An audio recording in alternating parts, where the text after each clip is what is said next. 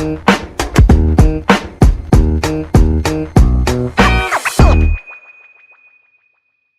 people. Welcome back to this episode. We have been discussing waiting time and all of that. And I just want to really speak to my people who are in their waiting season. You see, I have experienced waiting. In fact, I would say all through my life, I have experienced gross delay. And not just maritally, even educationally, right? I had to fight to get my BSc. You will not understand. I didn't get married until I was in my late 30s. I've experienced delay very deeply, and I've also experienced speed. So I know what the two feels like. I'm not here to tell you, oh, you don't know your people's stories are different. Yes, I always tell people, pain can be, pain is individual, but it's also universal, because pain is pain, regardless of what your situation is or are. I can't tell you how to feel your pain, but I can tell you that pain is pain.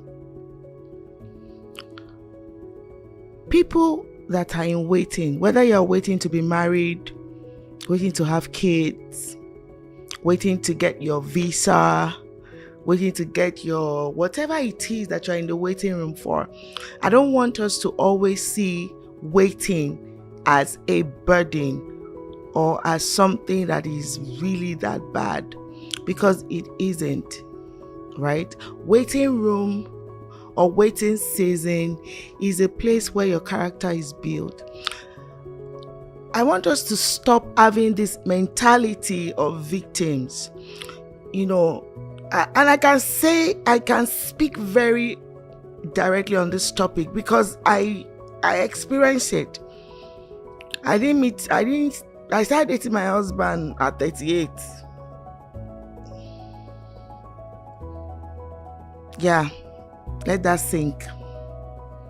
So I can speak on it. I've experienced it. So I'm not one to, I always say something about how the fact that it is, I can't give you what I do not have. I can only give you what I can have.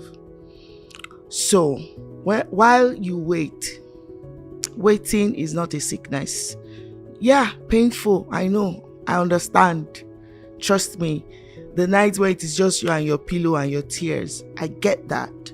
But after you finish crying, I want you to clean your eyes and get up from that victim mentality and tell yourself, okay, this season, God is teaching me something. Waiting is not a disease.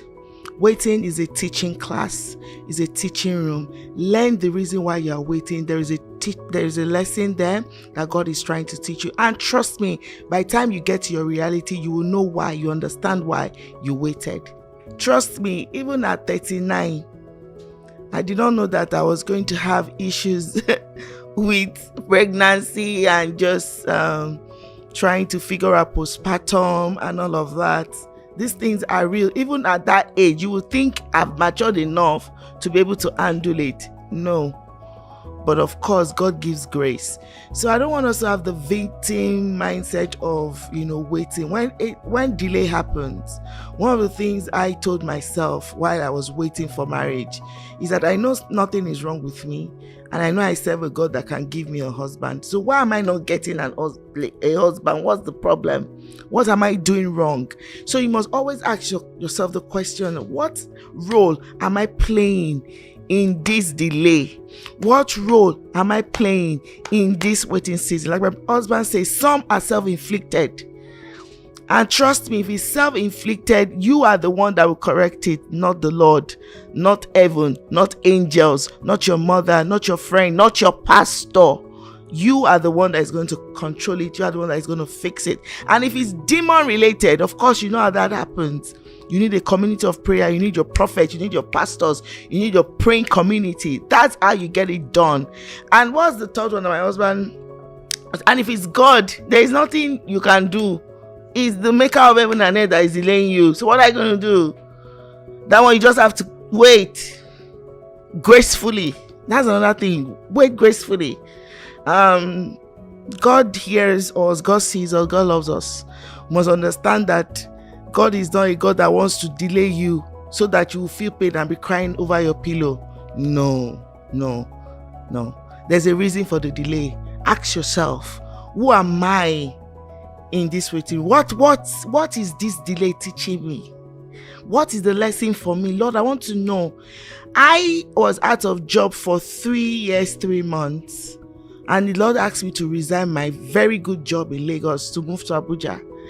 I did not know why I had to wait 3 years, 3 months for a job. But now that I have the job, now that I have the husband, now that I have the baby, trust me, I know why God wanted me to wait for those periods, to just train my mind and to know who my source is. That my source is not from a job, it's not from family. That was just lesson God was trying to teach me in that season.